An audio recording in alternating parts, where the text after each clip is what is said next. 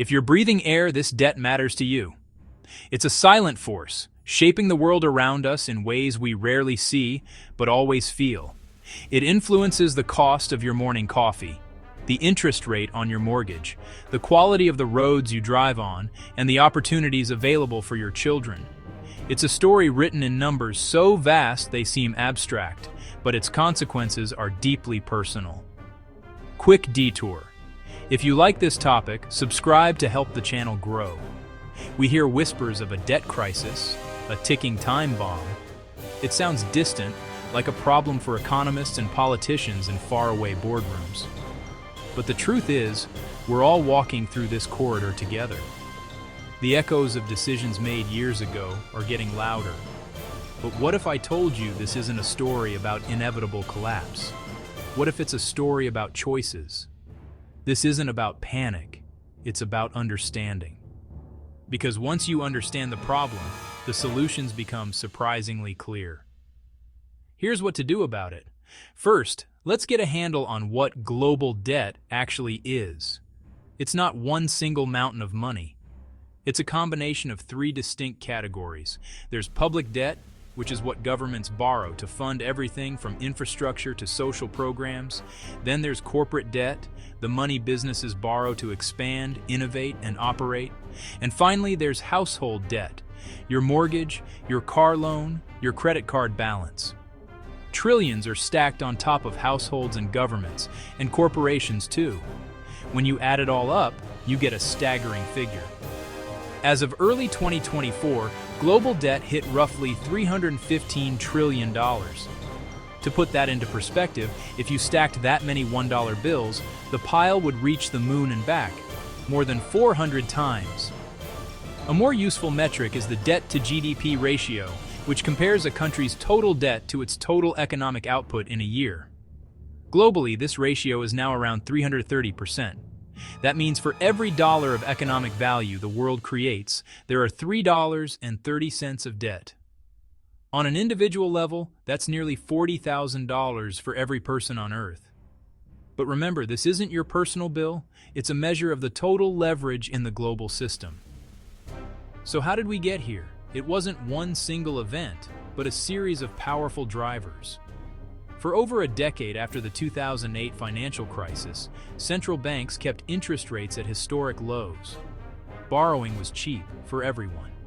Then came massive government spending to fight crises, most notably the COVID-19 pandemic, which required unprecedented levels of support for households and businesses. At the same time, aging populations in many developed countries mean more spending on healthcare and pensions, while a slowing of productivity growth means economies aren't expanding as fast as they used to. It sounds hopeless, a runaway train of numbers, but the crisis is mostly a problem of bad incentives, not magic numbers. The incentive to borrow was high, the incentive to spend in a crisis was urgent, and the incentive to make tough long-term choices was low. Understanding this is key, because you can change incentives. But why should this global number matter to your daily life? Because it's not just a number, it's a force that transmits down to your wallet.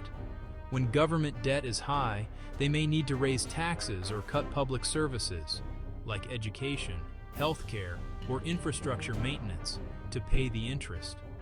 High debt can also fuel inflation, making your groceries and gas more expensive.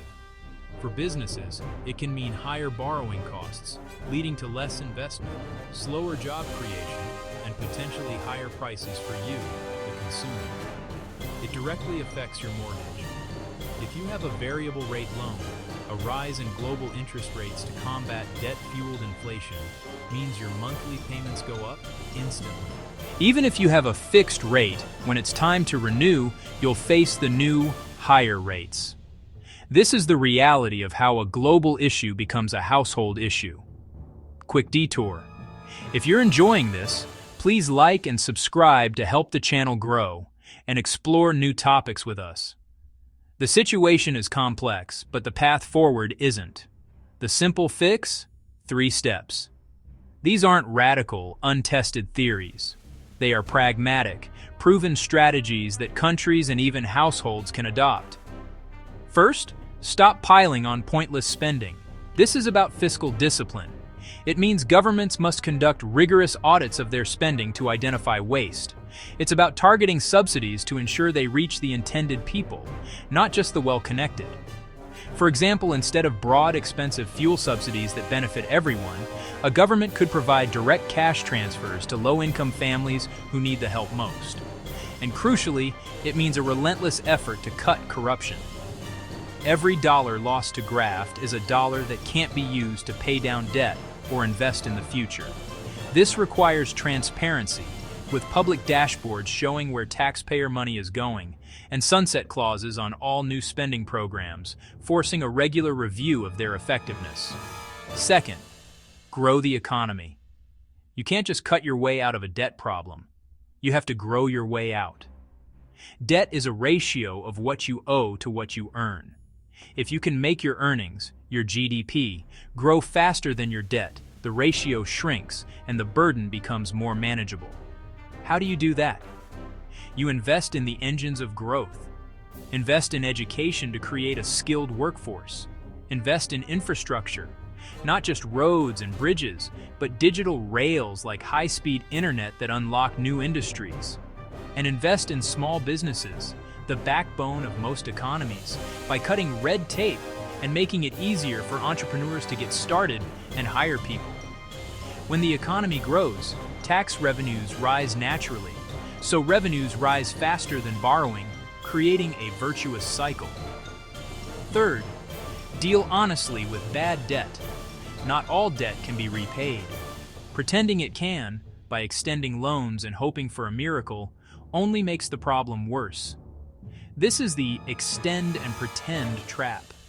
The honest approach is restructuring.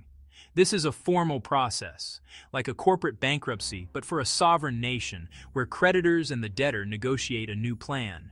It often means creditors agree to take a haircut, accepting less than they are owed. Restructure what can't be paid. It's a difficult conversation, but it allows a country to reset its finances and return to a path of sustainable growth. And throughout this painful process, it is absolutely critical to protect the vulnerable.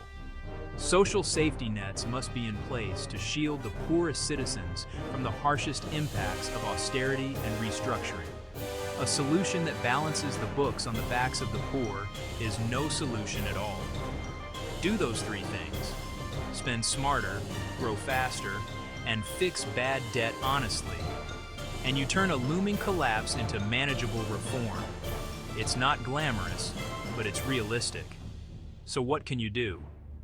On a personal level, understanding your own debt is the first step. Build a budget, understand your exposure to interest rate changes, and prioritize paying down high-cost debt. Diversify your investments. On a civic level, you can advocate for transparency and accountability from your leaders. Ask how they plan to manage the nation's finances responsibly. We've covered the problem, the causes, and the three-step framework for the solution. Want a quick breakdown of each step? Hit follow and I'll explain the first one, spending smarter, in our next video.